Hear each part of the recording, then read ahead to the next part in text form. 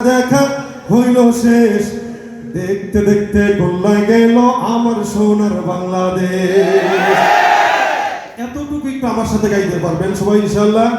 দেখতে দেখতে গোল্লায় গেল আমার সোনার বাংলাদেশ, দেখতে দেখতে গোল্লায় গেল আমার সোনার বাংলাদেশ, দেখতে দেখতে গোল্লায় গেল আমার সোনার বাংলাদেশ। একে একে শেষ করেছি সবার দেখা হইল শেষ, দেখতে দেখতে গোল্লায় গেল আমার সোনার বাংলাদেশ।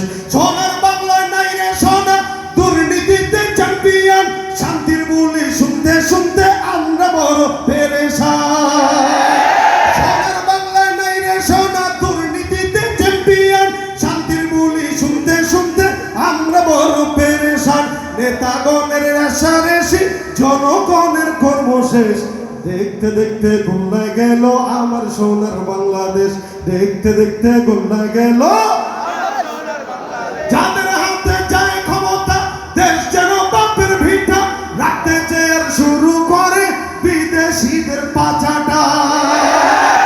যাদের হাতে যায় ক্ষমতা, দেশ যেন বাপের ভিটা, রাখতে চেয়ার শুরু করে বিদেশিদের পাচাটা।